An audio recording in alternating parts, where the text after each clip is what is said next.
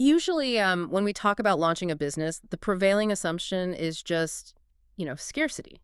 Like, you expect to build every single piece of the infrastructure completely from scratch. Oh, absolutely. It's a blank canvas. Right. Yeah, exactly. You rent an empty physical space, you buy a cash register, hire the staff, paint the walls. Generating that entire operational footprint out of thin air is, well, it's entirely on your shoulders. Right. You're responsible for every single brushstroke before a customer ever walks through the door. But then, and this is where it gets crazy, you step into the world of modern e-commerce, specifically the Shopify App Store, and suddenly you're facing the complete opposite problem. Yeah, you are definitely not in an empty room anymore. Not at all. You are standing in the middle of this massive, overwhelming, all-you-can-eat buffet that boasts, I think, over 13,000 different options now. Yeah, which honestly creates the ultimate scenario for choice paralysis. I mean, that ecosystem is designed in a way that practically begs new merchants to overindulge. Which brings us to our mission for this deep dive, because for you, the listener, whether you're gearing up to launch your own e-commerce empire or, you simply love deconstructing the mechanics behind how successful digital businesses run, we're cutting through that noise today. We really have to, yeah. We are looking at a rigorously detailed guide on building the true, honest-to-goodness must-have app stack for a new Shopify store. The goal is to completely abandon those bloated, top 50 apps you need right now listicles. We're adopting a strict, job-by-job framework. And a framework like that is desperately needed. Yeah. Because the buffet mentality actively harms new merchants. How so? What's the actual damage? Well, treating the App Store like a candy shop and installing a dozen tools on day one has severe consequences. I mean, every single app carries a technical weight. Right. Speculative installs burn through your free trial windows. They drastically slow down your storefront before your first customer even arrives. And this is the worst part.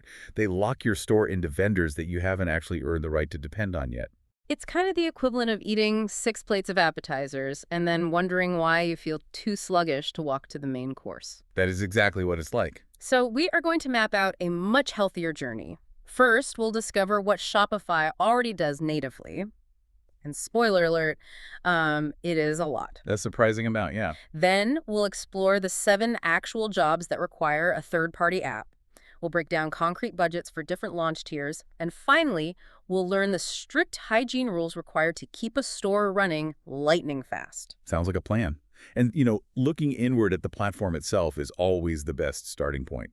The biggest surprises usually hide in what is already available right out of the box. Yeah, according to our source, a staggering number of new merchants actually pay twice for capabilities that Shopify already ships natively. Which is just wild. It is. And when you duplicate a built-in tool with a third-party app, you aren't just wasting money, you're injecting an unnecessary script tag into your site's code. Yeah, we should probably define that for a second. Oh, right. For anyone unfamiliar, a script tag is a snippet of third-party code injected directly into your customer's browser. Exactly. Meaning every single person who visits your site has to literally download that extra code before they can even look at a product. Which just slows everything down. It's a completely self-inflicted wound. The native functionality on Shopify has become remarkably robust over the years. With the checkout, right. Yeah, take the checkout process. Shopify provides an industry-leading checkout natively on every single plan, including the one-click Shop Pay. Which is huge for conversions. Right. Yet people still go into the App Store searching for, checkout boosters. Yeah. The irony is that there isn't even a third-party checkout available below their Enterprise Plus tier anyway. Oh, wow. I didn't realize that. And the native features go way beyond just the checkout page, too. Think about abandoned cart emails. Oh, yeah.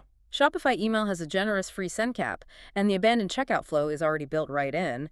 Gift cards are native. The Shop app automatically collects post-purchase reviews for you. Don't forget SEO. Right.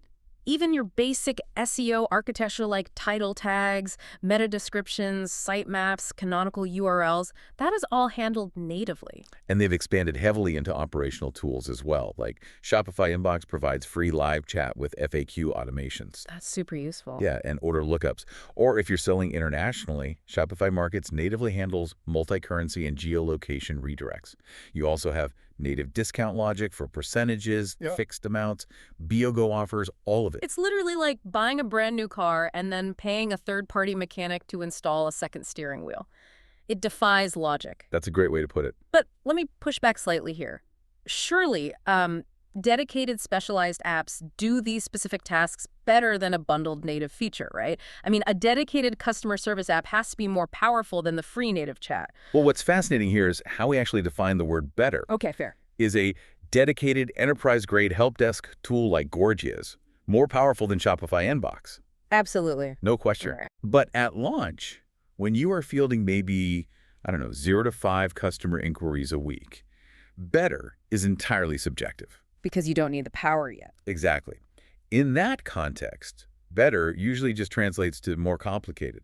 The built-in features provide more than enough runway to get off the ground. So it's like buying this huge industrial 4-group head espresso machine for your kitchen when you only drink instant coffee. Yes. It takes up all your counter space with advanced features you don't even have the capacity to use. That is the perfect way to look at it. Okay. And to prevent that kind of bloat, the source provides a strict 3-part test to determine if an app is truly a must-have. Okay, let's hear it.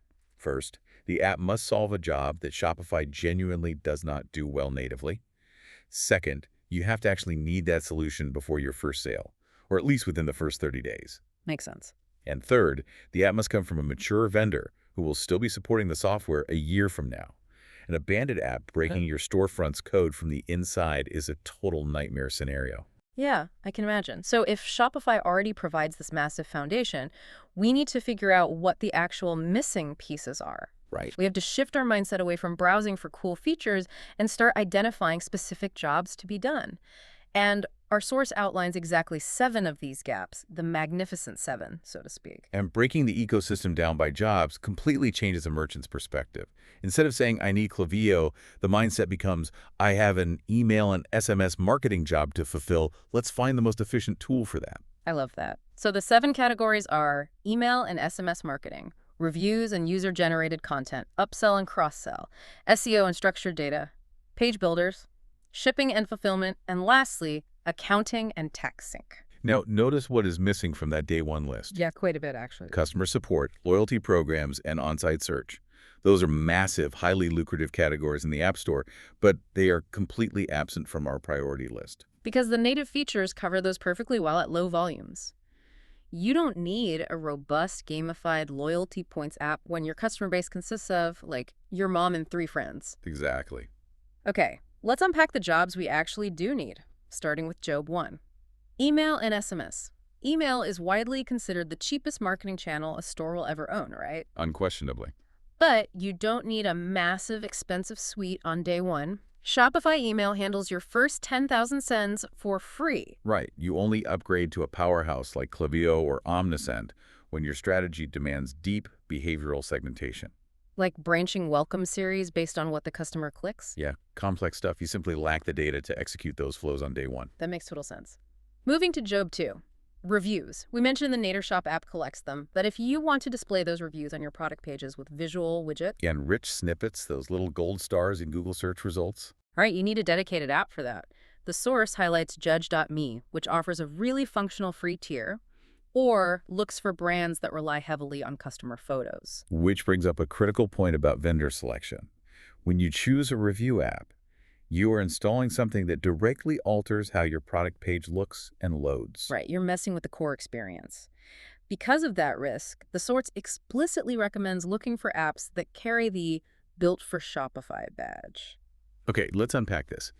Is that badge just a marketing gimmick? What do you mean? Like, is it just a gold star they hand out to developers who pay a premium, or does it actually serve as a protective barrier from bad code? Oh, no, it serves as a very rigorous performance and security bar. To earn the Built for Shopify designation, the vendor must prove their code meets strict UX standards, doesn't unnecessarily bloat page load speed, and maintains high security. So it's legit. It is. It doesn't guarantee the app will make you money, but it guarantees the underlying code won't fundamentally break your storefront's architecture. Well, that badge keeps third-party code clean, but you can still ruin a perfectly clean store by self-sabotaging. Oh, easily. The guide warns specifically about this with Job 4, SEO. They recommend an app called Smart SEO, specifically its free tier, for handling bulk automations. But they issue this massive warning: never, under any circumstances, install 2 SEO apps at the same time. Doing so creates absolute chaos for search engine crawlers. I mean, if you install two SEO apps, they will literally fight each other over the same meta tags and JSON LD blocks. Wait, JSON-LD, that's the hidden code structure, right? Yeah. For anyone unfamiliar, it's basically the hidden code that tells Google exactly what your products are, how much they cost, whether they are in stock. Okay, got it. If two apps are trying to rewrite that hidden code simultaneously, Google gets confused and your search rankings just plummet. Yikes. And the same consolidation logic applies back to our marketing job, too. You shouldn't cobble together one app for email newsletters, another just for pop-up windows, another for SMS, and a fourth just to ask for reviews. Please don't do that. Right. A single modern email service provider handles all of that under one roof. It keeps your code light and your monthly bill manageable. So we've established how to get customers in the door with SEO and email, and how to build trust with reviews. Yeah. Naturally, the very next instinct for any new business owner is to try to make those customers spend more money the second they arrive. Which brings us to the danger zones. The danger zones. Job 3, upsells, and Job 5, page builders. These are the two specific categories where new store owners routinely shoot themselves in the foot by overinstalling. Let's look at upsells first. The urge to squeeze every dollar out of a visitor is really strong. However, Shopify Bundles handles simple product kits natively. Right. When you install aggressive, heavy upsell apps like Reconvert or Rebuy on day one, you are actively hurting your baseline conversion rate. Because you're adding friction. Exactly. You don't even know if your core product sells yet. You need a minimum of 30 days of clean, uninterrupted data to establish a baseline before you start throwing extra offers at people. Here's where it gets really interesting. Trying to hit a customer with a pop-up upsell before they've even added the main product to their cart. It's like a waiter interrupting you while you're reading the menu to ask if you want to buy a whole cake to take home. That is brilliant. Right, like let me order my meal first. It just creates massive psychological friction. And if we connect this to the bigger picture, that friction extends far beyond psychology. It is heavily technical, which transitions us perfectly into the ultimate offender, page builders. Job 5, the absolute most overinstalled category on the platform. We're talking about apps like Pagefly, Shogun, or Gem Pages. Right. And unless you employ a dedicated marketing team that is shipping new, complex landing pages every single week, specifically for paid ad traffic. Which a day one store isn't doing. Right. Unless you're doing that, using a page builder is pure overhead. The technical tax is incredibly steep. These apps typically add anywhere from 200 to 500 kilobytes of extra JavaScript per page. And for anyone who isn't a web developer, 500 kilobytes of JavaScript might sound trivial. But in mobile web loading terms, that's like forcing your customer's phone to drag a piano up a flight of stairs. It really is. It directly impacts your LCP, your largest contentful paint. Which is what exactly? LCP is a core metric Google uses to measure exactly how fast the main visible content of your page renders on a screen. Yeah. If that 500 kilobytes of extra code delays your main product image from loading by even 2 seconds on a cellular connection, a massive percentage of your customers will just hit the back button and leave. Wow. You are literally driving buyers away before they even see what you are selling, all because you wanted a slightly fancier button layout that could have been built in the native theme anyway. That is brutal. Knowing that every single app has a literal physical weight in code that slows the store down, how do you decide what you can actually afford? And I mean afford both in terms of cash flow and code weight. You have to look at the hard numbers. Right, because the source brilliantly translates these 7 jobs into concrete day one budgets. Yeah. They map out 3 distinct launch tiers based on a store's specific profile. Let's start with the first one. Yeah, the lean tier. This ranges from $0 to $30 a month. It's designed for solo founders, bootstrap launches, stores with under 20 unique products or SKUs, and critically, stores running 0 paid ads. And for this tier, you only fill 3 jobs. You use Shopify email, which is free. You use Judge.me for reviews, utilizing their free tier. And you use Smart SEO, also on the free tier. That is the entire stack, 3 apps. That's it. The advice here is to take the money you would have spent on a massive app stack and reinvest it into better product photography, or maybe run one small, highly targeted paid ad test. It forces operational discipline. Which is so important. Then the next level is the standard tier, which budgets about $80 to $180 a month. This is for stores running paid ads from day one, usually with a small team and up to 200 SKUs. Okay, so a bit bigger. Yeah. Here, you start adding necessary horsepower.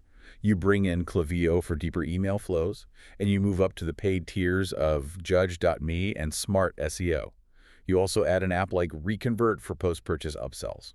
Okay, let's explain the logic there because it's fascinating. Why do they suddenly need an upsell app in the standard tier when we just said upsells are dangerous? Because of the paid ads. If you are paying for ad traffic, your customer acquisition cost is inherently higher. Oh, right. You mathematically have to use an app like Reconvert to increase your average order value immediately, just to break even on those expensive clicks. The upsell isn't a luxury anymore. It's a structural requirement to maintain margins. That makes perfect sense. The math demands it. Finally, we have the scale tier. This budget's $300 to $600 a month. This is strictly for funded launches, businesses with over 200 SKUs, and dedicated operations teams. The big leagues. Exactly. They are filling all 7 jobs right out of the gate. They're using ShipStation for complex multi-carrier shipping, QuickBooks for accounting sync, Rebuy for AI-driven recommendations, maybe a page builder for ad landers. But the source issues a stark warning here. You only build this stack if you have the $50,000 a month in revenue required to actually earn it back. That ties directly into the golden rule of app budgeting. Budget your apps at 3 to 5% of your monthly revenue. That's the magic number. Anything above 5% means the app stack is mathematically paying you back less than it costs to run. But wait, it's easy to look at that lean tier and say, well, I'll just use all free apps to keep my budget at 0. What happens when all these supposedly free apps actually have hidden costs? Believing in the free app is one of the most dangerous illusions in the ecosystem. Right. As we discussed, the first hidden cost is storefront slowdown, and the second is vendor lock-in. But the most insidious costs are hidden deep inside the terms of service. Like what? Many free tiers include revenue share clauses buried in the fine print, or per-order fees that trigger the absolute second you get a tiny bit of traction. Suddenly, that free app is taking a percentage of your top-line revenue. Which destroys your 3 to 5% benchmark without you even noticing. This is exactly why the source emphasizes running a strict app budget calculator every single quarter. It prevents silent budget drift. A $19 trial here, a $49 experiment there. Exactly. By month 9, your stack has quietly crossed the 5% threshold, and your profit margins are just evaporating. Let's say you've picked your tier, you're tracking your expenses diligently, and your budget is perfectly humming along in that sweet spot. You aren't safe yet. Nope. Managing an app stack isn't just a one-time setup on launch day. It requires ruthless, ongoing operational discipline. We call it app hygiene. It's the unglamorous, behind-the-scenes work that separates the stores that scale effortlessly from the stores that just crash under their own weight. The source provides a strict set of hygiene rules and a 7-point pre-install checklist. We've touched on a few rules, like never installing 2 apps for the same job. Another major directive is to always uninstall trial apps within 7 days. Before they silently convert to paid subscriptions that you completely forgot existed. Exactly, driving up that budget drift. Another crucial hygiene rule is architectural. Whenever you have the choice, you should prioritize apps built on Shopify functions over legacy script tag apps. Let's pause on that difference because it is massive for storefront performance. Legacy apps rely on those script tags we discussed earlier, injecting code into the customer's browser. Your shopper's phone is doing the heavy lifting to render that specific feature. Right. Shopify functions, on the other hand, run entirely server-side. The processing happens on Shopify's massive back-end servers before the page is ever sent to the customer. It keeps the storefront incredibly light. That's a great tip. And when you are researching an app, the guide suggests this brilliant, kind of counterintuitive strategy. Always read the 1-star reviews first. Ignore the 5-star reviews. I do this for everything now. Same. The 1-star reviews reveal the actual failure modes, the hidden bugs, and the harsh reality of their customer support quality. You need to know exactly what happens when things break in month 6. Which leads right into the 7-point pre-install check. You should treat every single install like a serious corporate vendor procurement decision rather than just a casual click. Okay, let's run through them. Check 1. Verify the Built for Shopify badge, or at least proof of recent active development so you aren't downloading an abandoned plugin. Check 2. Verify the LCP performance impact on the app listing itself. Check 3. Read the end-to-end pricing model to catch those hidden revenue share fees. Check 4. Evaluate support quality. Check 5. For international sellers, verify data residency and GDPR compliance. And check 6 and 7 are where you truly protect the long-term enterprise value of your business, permissions and exit cost. So what does this all mean? Like, what happens if I install a review app, build up hundreds of reviews, and then decide I hate the software 6 months later? Do they hold my customer data hostage? That is the exact definition of an exit cost. You must know how you will migrate off the app before you ever install it. Wow. If a vendor does not allow you to easily export your own subscriber list or product reviews in a standard format, you are entirely trapped. It sounds like getting married after a first date. You are building your business on rented land at that point. You really are. And this raises an important question about the permissions you grant as well. When you click Install, a screen pops up asking for access scopes. Right, the little check boxes. Yeah. If you are installing a simple email newsletter app, it does not need write orders access, which is the ability to edit your financial transactions. And if you install a review app, granting it re-ed customers' personal data is a massive security and privacy decision. So you are essentially handing over your customers' private information to a third party just to get a star rating widget. You are. The cost of switching away from an app or a data structure is zero on day one. But if you try to switch in month 6 and all your data is locked in a proprietary format that you can't export, the separation is going to be incredibly painful, expensive, and messy. Oof. Finally, when you do decide to uninstall an app, you have to actually clean up the underlying code. Because they leave stuff behind, right? Yeah, apps often leave orphan script tags behind. These leftover snippets keep trying to load on your storefront, slowing it down long after you've deleted the app from your admin dashboard. Performing a quarterly code audit to remove these orphans is the cheapest performance win you can get. It's essentially digital littering, and cleaning it up perfectly encapsulates the entire lesson here. A new Shopify store doesn't actually have an app problem. It has a focus problem. A huge focus problem. The honest day one stack for almost everyone launching a brand is literally just 3 apps: an email service provider, a review app, and a basic SEO helper. Everything else, the aggressive upsells, the heavy page builders, the complex fulfillment syncs, all of it waits until real hard data proves that you mathematically need it. Exactly. You only upgrade your software stack when a specific, measurable operational ceiling forces your hand. For you, the listener, whether you are managing your own 3 to 5% app budget for a storefront right now, or you're simply applying the strict jobs to be done framework to your own daily software subscriptions. Because let's face it, we could all audit our personal app. Bloat discipline is your greatest asset. Keep it lean and keep it fast. And, there is a broader philosophical point to take away from all this, too. Something to really mull over. Let's hear it. If a merchant blindly treats the App Store like that all-you-can-eat buffet, installing dozens of third-party tools to handle everything, an app for their checkout upsells, an app to write their email copy, a third-party AI chatbot for their customer service, at what point does their store stop being a unique brand? Wow. At what point does it just become a patchwork Frankenstein of other companies' algorithms? Exactly. When a customer interacts with that heavily bloated store, whose voice are they really experiencing? Yours. Or a cocktail of 30 different app developers. If you buy the steering wheel, the engine, and the seats from 30 different mechanics, you don't really own the car anymore. That is a wild thought to end on. Thank you so much for joining us on this deep dive. Keep questioning the must-haves in your digital lives, stay lean, and we will catch you next time.